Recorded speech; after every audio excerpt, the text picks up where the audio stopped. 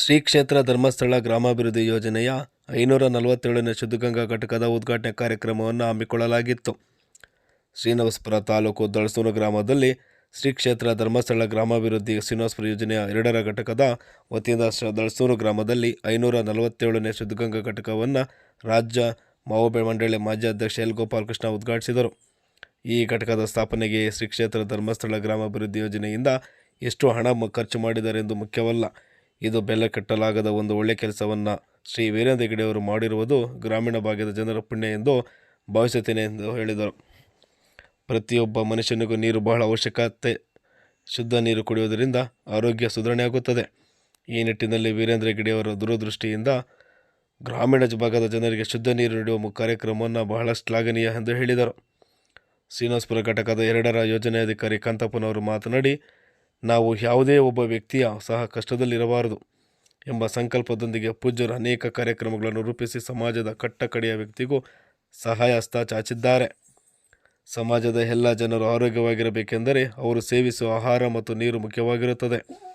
ಇದನ್ನು ಗಮನದಲ್ಲಿಟ್ಟುಕೊಂಡು ಪೂಜ್ಯರು ಎಲ್ಲೆಲ್ಲ ಶುದ್ಧ ನೀರು ಅವಶ್ಯಕತೆ ಇದೆಯೋ ಆ ಭಾಗದಲ್ಲಿ ಇಂತಹ ಶುದ್ಧಗಂಗಾ ಘಟಕಗಳನ್ನು ಗ್ರಾಮ ಪಂಚಾಯಿತಿ ಮತ್ತು ಗ್ರಾಮ ಸಹಕಾರದೊಂದಿಗೆ ಇಂತಹ ಯೋಜನೆಗಳನ್ನು ಪ್ರಾರಂಭಿಸಲಾಗುತ್ತಿದೆ. ಈ ಯೋಜನೆಯಿಂದ ಜನರಿಗೆ ಅತ್ಯಂತ ಕಡಿಮೆ ದರದಲ್ಲಿ ಶುದ್ಧ ನೀರು ಕೊಡುವುದು ಪೂಜ್ಯರ ಉದ್ದೇಶ ಎಂದು ಹೇಳಿದರು.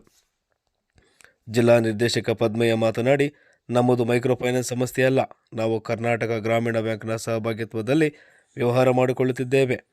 ನಾವು ನಿಮಗೆ ಎಲ್ಲ ರೀತಿಯಲ್ಲಿ ಆರ್ಥಿಕವಾಗಿ ಸಬಲೀಕರಣವಾಗಲು ಸಹಕಾರ ನೀಡುತ್ತೇವೆ. ನಿಮ್ಮ ಸಹಕಾರ ನಮಗೆ ಇರಲಿ ಎಂದು ಹೇಳಿದರು. ಈ ಕಾರ್ಯಕ್ರಮದಲ್ಲಿ ರಾಜ್ಯ ಮಾವು ಮಂಡಳಿ ಮಾಜಿ ಅಧ್ಯಕ್ಷ ಎಲ್ ಗೋಪಾಲಕೃಷ್ಣ, ಜಿಲ್ಲಾ ಯೋಜನಾ ನಿರ್ದೇಶಕ ಪದ್ಮಯ್ಯ, ತಾಲೂಕು ಯೋಜನಾಧಿಕಾರಿ ಕಾಂತಪ್ಪ, ಬ್ಯಾಂಕಿನ ವ್ಯವಸ್ಥಾಪಕ ಕೃಷ್ಣಮೂರ್ತಿ, ಲಕ್ಷ್ಮಣ್ ಗೌಡ, ಗೋವಿಂದ ರೆಡ್ಡಿ, ಪ್ರಸನ್ನ, ಶ್ರೀನಿವಾಸ್, ಶರತ್ ಕುಮಾರ್, ಗ್ರಾಮ ಪಂಚಾಯತ್ ಅಧ್ಯಕ್ಷ ಶ್ರೀನಿವಾಸ್, ಉಪಾಧ್ಯಕ್ಷರಾದಂತಹ ಉಮಾದೇವಿ, ಶಹೀನಾ ತಾಜ್, ಕಳಾವತಿ, ಶಂಕರಮ್ಮ, ಯಲ್ಲಪ್ಪ ಹಾಗೂ ಸೇವಾ ಪ್ರತಿನಿಧಿಗಳು, ಈ ಸಂಘದ ಸದಸ್ಯರು ಹಾಗೂ ಮತ್ತು ಗ್ರಾಮಸ್ಥರು ಈ ಕಾರ್ಯಕ್ರಮದಲ್ಲಿ ಭಾಗವಹಿಸಿದರು. ಧರ್ಮಸ್ಥಳ ಗ್ರಾಮೀಣಾಭಿವೃದ್ಧಿ ಸಂಸ್ಥೆಯವರು ಎಷ್ಟು ಖರ್ಚು ಮಾಡಿದ್ದಾರೆ ಅನ್ನೋದು ಮುಖ್ಯ ಅಲ್ಲ, ಇದು ಬೆಲೆ ಕಟ್ಟಲಿಕ್ಕೆ ಆಗದೇ ಇರತಕ್ಕಂಥ ವಿಚಾರ. ಯಾಕೆಂದ್ರೆ ಮನುಷ್ಯನ ಪ್ರಾಣ, ಮನುಷ್ಯನ ಬದುಕು ಅವನ ಆರೋಗ್ಯದ ಮೇಲೆ ಅವಲಂಬಿತವಾಗಿರ್ತದೆ. ಅವನ ಆರೋಗ್ಯ ಯಾವುದ್ರ ಮೇಲೆ ಅವಲಂಬಿತವಾಗಿರ್ತದೆ ಅಂದರೆ ಅವನು ದಿನನಿತ್ಯ ತಿನ್ನುವಂಥ ಆಹಾರ, ಅವನು ಕುಡಿಯುವಂಥ ನೀರು, ಅವನು ಮನೆಯಲ್ಲಿ ಅವನ ಒಂದು ಶುಚಿತ್ವ, ಅವನ ಒಂದು ತಿಳುವಳಿಕೆ. ಇದರಲ್ಲಿ 2 ಬಹಳ ಮುಖ್ಯವಾದಂಥದ್ದು. ಒಂದು ಕುಡಿಯೋ ನೀರು. ಈ ಕುಡಿಯೋ ಒಂದು ಶುದ್ಧವಾದಂಥ ನೀರನ್ನು ಕೊಟ್ಟಾಗ ಅವನ ಆರೋಗ್ಯ ಅಲ್ಲಿ ಸುಧಾರಣೆ ಆಗ್ತದೆ. ಇದೇ ನೀರನ್ನು ಅಡಿಗೆಗೆ ಬಳಸಿದಾಗ ನಾವು ತಿನ್ನುವಂಥ ಆಹಾರ ಶುದ್ಧವಾದಂಥ ಆಹಾರ ಆಗ್ತದೆ. ಇದು ಆರೋಗ್ಯ ಏರುಪೇರಾದಾಗ ಎಷ್ಟು ಲಕ್ಷ ಖರ್ಚಾಗ್ತದೆ, ಯಾವ ರೀತಿ ನಾವು ಆರೋಗ್ಯದಿಂದ ನಮ್ಮ ಪ್ರಾಣವನ್ನೇ ಕಳ್ಕೊಳ್ಳುವಂಥ ಸಂದರ್ಭ ಬರ್ತದೆ ಅಂತಕ್ಕಂಥ ವಿಚಾರನ ತಿಳ್ಕೊಂಡಾಗ ಅರ್ಥ ಆಗ್ತದೆ. ಇದಕ್ಕೆ ಎಷ್ಟು ಬೆಲೆ ಕಟ್ಟಬೇಕಾಗ್ತದಪ್ಪ, ಇದಕ್ಕೆ ಬೆಲೆ ಕಟ್ಟಕ್ಕಾಗುತ್ತಾ ಅಂತಕ್ಕಂಥ ವಿಚಾರ ಬಹಳ ಮುಖ್ಯವಾದಂಥ ವಿಚಾರ. ಇಂಥ ಒಂದು ಕಾರ್ಯಕ್ರಮ ಇಲ್ಲಿ ಮಾಡಿರ್ತಕ್ಕಂಥದ್ದು ನಮಗೆ ಖಂಡಿತವಾಗ್ಲೂ ನಮ್ಮ ಊರಿನ ಜನರಿಗೆ ನಾವು ಪುಣ್ಯ ಮಾಡಿದ್ದೇವೆ, ನಮ್ಮ ಅದೃಷ್ಟ. ನಾನು ಈ ಹೇಳ್ತಾ ಇರೋದಕ್ಕೆ ಅವ್ರಿಗೆ ಮತ್ತು ಸ್ವಾಮಿ ವೀರೇಂದ್ರ ಹೆಗ್ಗಡೆ ಅವರಿಗೆ, ಅವ್ರ ಮಾತೆಯವರಿಗೆ, ಎಲ್ಲರಿಗೂ ಅವರಿಗೆ ಅನಂತ ನನ್ನ ವಂದನೆಗಳನ್ನು ಅರ್ಪಿಸ್ತಾ, ಅವ್ರಿಗೆ ನಮಸ್ಕಾರಗಳನ್ನು ತಿಳಿಸ್ತಾ ಇದ್ದೇನೆ ಈ ವೇದಿಕೆ ಮುಖಾಂತರ. ಕೊಂಡುಕೊಳ್ಳುವವರು ರೋಡ್ ಇದೆಯಾ, ಮೂಲಭೂತ ಸೌಕರ್ಯ ಇದೆಯಾ ಅಂತ ನೋಡ್ತಾರೆ. ರಸ್ತೆಗಳಿಲ್ಲದ, ಸೌಲಭ್ಯ ಇಲ್ಲದ ಮನೆಯನ್ನು ಯಾರು ಕೊಂಡುಕೊಳ್ಳುವುದಿಲ್ಲ. ಆಗ ಮತ್ತೆ ಬ್ಯಾಂಕಿಂಗ್ ನಷ್ಟ ಆಗ್ತದೆ. ಆದ್ದರಿಂದ ಅವರು ಎಲ್ಲ ಡಾಕ್ಯುಮೆಂಟನ್ನು ಸರಿಯಾಗಿ ನೋಡ್ತಾರೆ, ಸರಿಯಾಗಿ ನೋಡಿ ಕೊಡ್ತಾರೆ. ಮತ್ತು ಬಡವರಿಗೆ ಅಷ್ಟು ಸುಲಭದಲ್ಲಿ ಸಾಲ ಸಿಗುವುದಿಲ್ಲ, ಕಷ್ಟ. ತುಂಬ ಡಾಕ್ಯುಮೆಂಟ್ ಇದು ಮಾಡಬೇಕು, ಒಂದು 5-6 ಲಕ್ಷ ಖರ್ಚು ಮಾಡಬೇಕು. ನಮ್ಮಲ್ಲಿ ಅದಕ್ಕೆ ಹೆಗ್ಗಡೆಯವರ ಅದನ್ನು ಮನಗಂಡು ಬಡವರು ಕೂಡ ಉದ್ಧಾರ ಆಗಬೇಕು, ಅವರಿಗೆ ಕೂಡ ಆರ್ಥಿಕ ಸಬಲೀಕರಣ ಆಗಬೇಕು, ಮಹಿಳೆಯರ ಸಬಲೀಕರಣ ಆಗಬೇಕು. ಮಹಿಳೆಯರಿಗೆ ಯಾವುದೇ ದುಶ್ಚಟಗಳು ಇರುವುದಿಲ್ಲ, ಅದು ಸದುಪಯೋಗ ಆಗ್ತದೆ. ಶಿಕ್ಷಣ ಕೊಡುವಂಥದ್ದು, ಮಕ್ಕಳನ್ನು ಉತ್ತಮ ಪ್ರಜೆಗಳನ್ನಾಗಿ ರೂಪಿಸುವಂಥದ್ದು, ಅವರು ಕಂಟಕರಾಗದ ಹಾಗೆ ಸಮಾಜಕ್ಕೆ ಪ್ರಯೋಜನ ಆಗುವಂಥ ಮಕ್ಕಳನ್ನು ಇರುವಂಥ ಮತ್ತು ಅದನ್ನು ಬುದ್ಧಿ ಹೇಳುವಂಥ ದೊಡ್ಡ ಜವಾಬ್ದಾರಿ ಮಹಿಳೆಯರಿಗಿದೆ.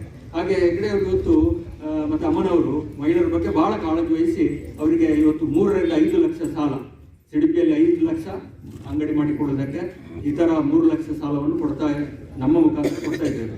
ಇದೆಲ್ಲ ಬ್ಯಾಂಕಿನಿಂದ ಕೊಡಿಸುವಂಥದ್ದು. ನೀವು ಕಟ್ಟುವಂಥ ಬಡ್ಡಿ ಎಲ್ಲ ಬ್ಯಾಂಕಿಗೆ ಹೋಗ್ತಾರೆ. ಬ್ಯಾಂಕಿನವರು ನಮಗೆ 5% ಕೊಡ್ತಾರೆ, 5% ವಾರ್ಷಿಕ ನಮ್ಮ ಖರ್ಚು ವೆಚ್ಚಗಳಿಗೆ.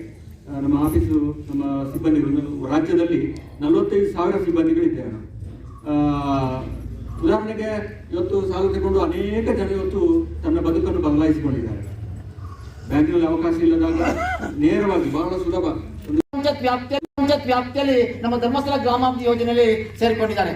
ಅವರ ಅನೇಕ ಕಷ್ಟಗಳಿಗೆ, ಅದು ಮಕ್ಕಳಿಗೆ ಮದುವೆ ಮಾಡ್ತಿರ್ಬೋದು, ಮಕ್ಕಳಿಗೆ ಎಜುಕೇಶನ್ ಇರ್ಬೋದು, ಮನೆ ಕಟ್ಟಲಿಕ್ಕೆ ಇರ್ಬೋದು, ಕೃಷಿ ಇರ್ಬೋದು, ಸ್ವಉದ್ಯೋಗ ಇರ್ಬೋದು, ಈಗ ಅನೇಕ ಯಾವುದೇ ಒಂದು ಕಷ್ಟಗಳು ಬಂದಾಗ ಈ ಸ್ವಸಹಾಯ ಸಂಘಗಳಿಂದ ಸಾಲವನ್ನು ಪಡ್ಕೊಂಡು ಅಭಿವೃದ್ಧಿ ಆದಂತಹ ಅನೇಕ ಕುಟುಂಬಗಳು ನಮ್ಮ ಜೊತೆಗಿದ್ದಾರೆ.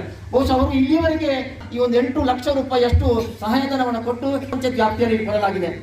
ಈ ಒಂದು ಗ್ರಾಮ ಪಂಚಾಯತ್ ವ್ಯಾಪ್ತಿಯಲ್ಲಿ 3 ಜನ ನಿರ್ಗತಿಕರಿಗೆ ಪ್ರತಿ ತಿಂಗಳು 1,100 ರೂಪಾಯಿಗೆ 3,000 ರೂಪಾಯಿಯಷ್ಟು ಅವರಿಗೆ ಪ್ರತಿ ತಿಂಗಳು ಸಹಾಯ ಮಾಸಾಸನವನ್ನ ಕೊಡಲಾಗ್ತಿದೆ.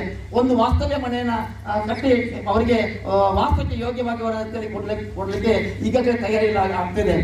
ಹಾಗೆ ಈ ಒಂದು ವ್ಯಾಪ್ತಿಯಲ್ಲಿ ದೇವಸ್ಥಾನಗಳಿಗೆ 4 ದೇವಸ್ಥಾನಗಳಿಗೆ 5 ಲಕ್ಷ ರೂಪಾಯಿಯಷ್ಟು ಸಹಾಯಧನವನ್ನು ಪೂಜ್ಯರು ಕ್ಷೇತ್ರದಿಂದ ಇಲ್ಲಿ ಕೊಟ್ಟಿದ್ದಾರೆ.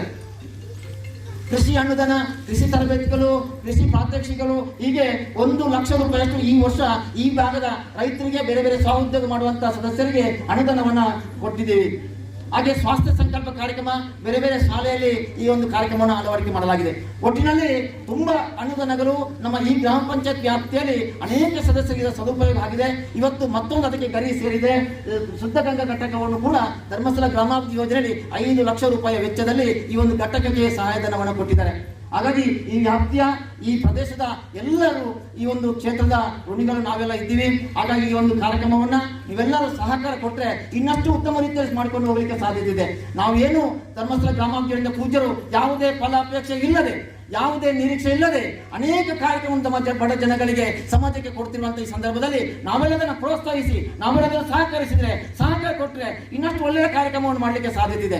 ಹಾಗಾಗಿ ಪೂಜ್ಯರಿಗೆ ಮತ್ತು ಧರ್ಮಸ್ಥಳ ಗ್ರಾಮಾಭಿವೃದ್ಧಿ ಮತ್ತು ಈ ಇರುವಂತಹ ಎಲ್ಲ ನಮ್ಮ ಸಂಘ ಸಂಸ್ಥೆಗಳು ಎಲ್ಲರೂ ಸಹಕಾರ ಕೊಟ್ಟರೆ, ಗ್ರಾಮ ಪಂಚಾಯತಿ ಎಲ್ಲ ಜನಪ್ರತಿನಿಧಿಗಳು ಸಹಕಾರ ಕೊಟ್ಟರೆ ಇನ್ನಷ್ಟು ಉತ್ತಮವಾದ ಕಾರ್ಯಕ್ರಮ ಮಾಡಲಿಕ್ಕೆ ಸಾಧ್ಯತೆ ಇದೆ ಅಂತ ಹೇಳ್ಕೊಳ್ತಾ, ಶ್ರೀ ಕ್ಷೇತ್ರ ಧರ್ಮಸ್ಥಳ ಗ್ರಾಮಾಭಿವೃದ್ಧಿ ಮೀಸಲಷ್ಟು ಶ್ರೀನಿವಾಸಪುರ 2 ಯೋಜನೆ ಕಚೇರಿ ವ್ಯಾಪ್ತಿಯಲ್ಲಿ ಇವತ್ತು 542ನೇ ಶುದ್ಧಗಂಗಾ ಘಟಕದ ಉದ್ಘಾಟನೆ ಕಾರ್ಯಕ್ರಮದಲ್ಲಿ ನಾವೆಲ್ಲ ಉಪಸ್ಥಿತಿದ್ದೀವಿ.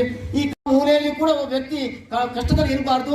ಅವನಿಗೆ ಬೇಕಾದಂತಹ ಎಲ್ಲ ವ್ಯವಸ್ಥೆಗಳನ್ನು, ಅವನ ಸಾಮಾಜಿಕವಾದಂತಹ ಜವಾಬ್ದಾರಿಯನ್ನ ಅರಿವು ಮೂಡಿಸಬೇಕನ್ನೋ ದೃಷ್ಟಿಯಿಂದಾಗಿ ಅನೇಕ ವಿದ್ಯಾರ್ಥಿಗಳಿಗೆ ಸ್ವಾಸ್ಥ್ಯ ಸಂಕಲ್ಪ ಕಾರ್ಯಕ್ರಮದ ಅಡಿಯಲ್ಲಿ ಸ್ವಾಸ್ಥ್ಯ ಸಂಕಲ್ಪ ಕಾರ್ಯಕ್ರಮವನ್ನು ಮಾಡಲಾಗ್ತಿದೆ.